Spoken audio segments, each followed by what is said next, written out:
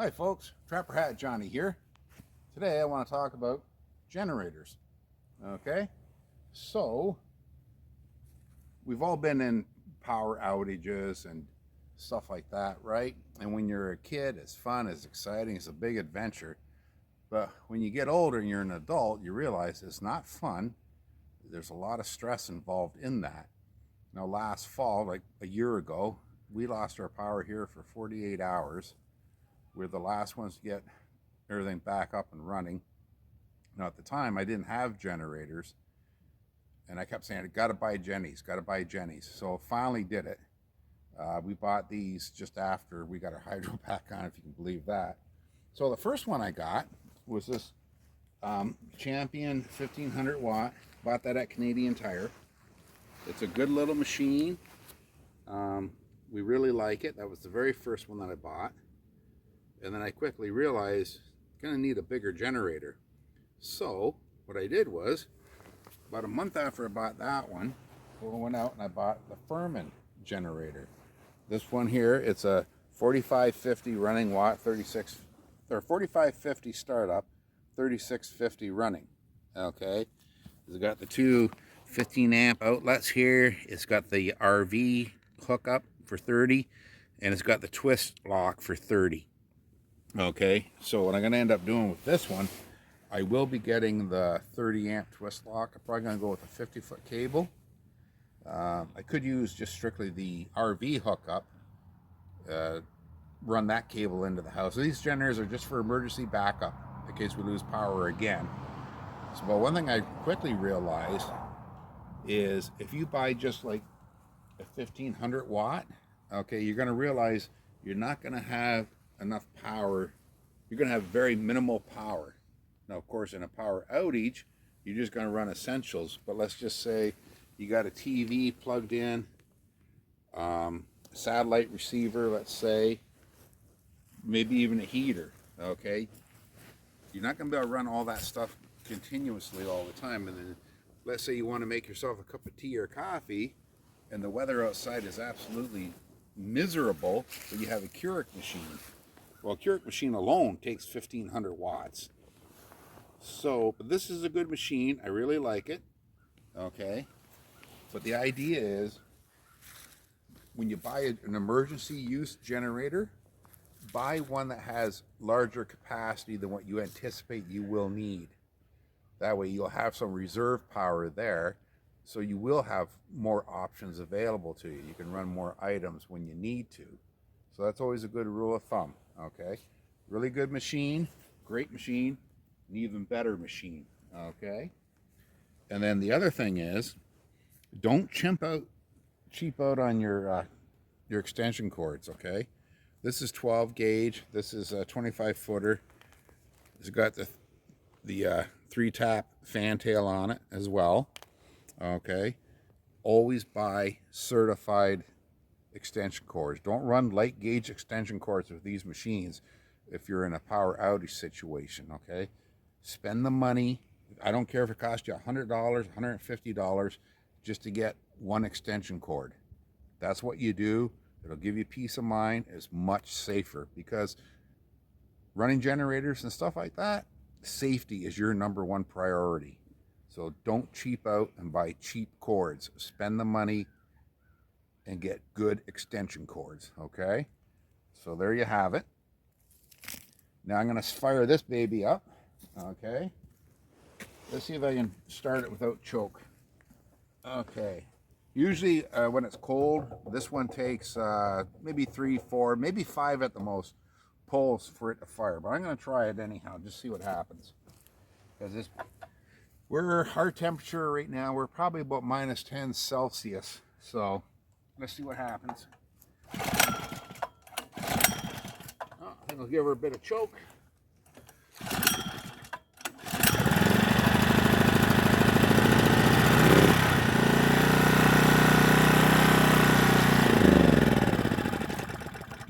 Oh, I opened the choke too soon.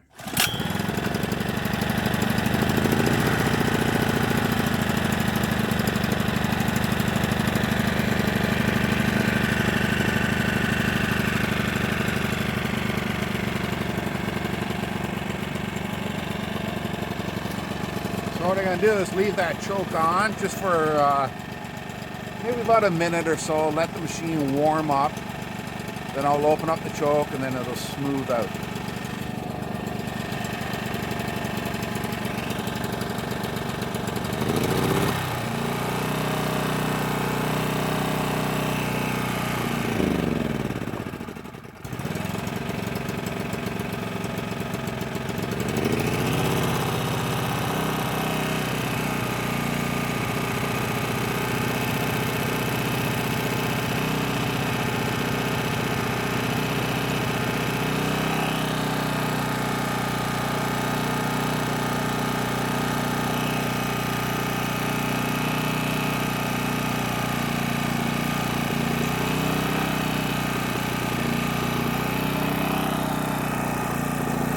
That's the thing, eh? Especially in this cooler weather that we're having. And it's not even really cold per se. So yeah, that's a good little machine. That machine would be perfect if you're at a hunting camp, you know, something like that, something that you can transport easily. Doesn't take up a whole lot of room. It's not really that loud either.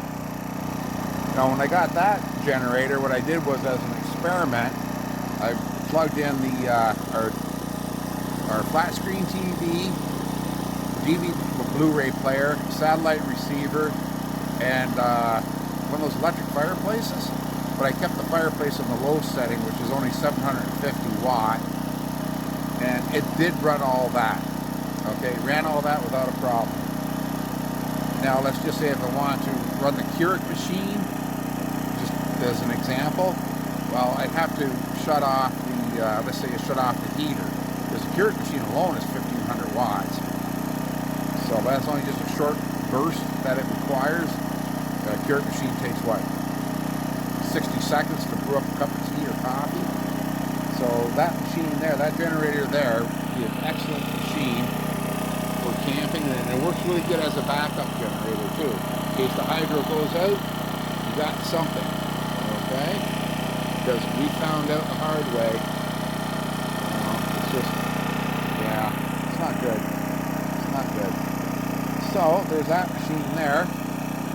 Then I upgrade it about a month later and bought the Firman. It's 4550 startup, 3650 running. That's a really good machine too. So, let's start it up.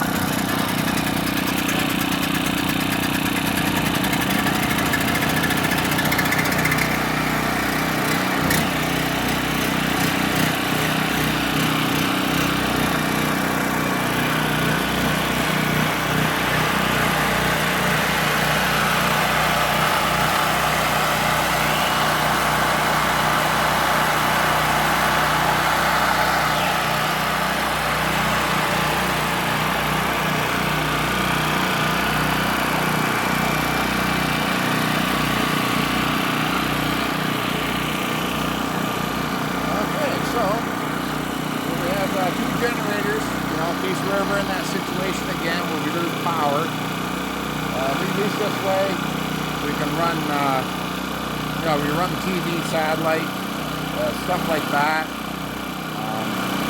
Brew a cup of tea or coffee or whatever with the Keurig machine. And of course, we have like barbecues and camp stoves and stuff like that. I always believe that being prepared is a good thing. And of course, you can go overboard with it. Just be prepared. You just never know when you're going to be in a situation where, you know, you might be out of hydro for a week, and there's a lot of people that are in that situation right now.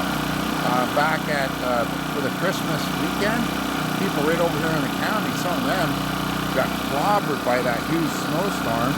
Now, we were fortunate; we didn't lose our power, but people over in the county did. They were out for several days.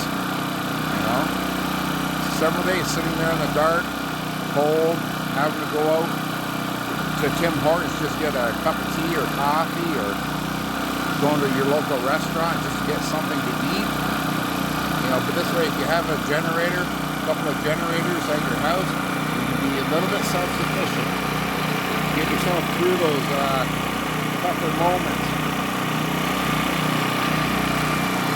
Like I say, you buy what you can afford. And I was very fortunate. We got that one there, Canadian Tire, because at the time, that's what we could afford to get. This one here, about a month later, not bought.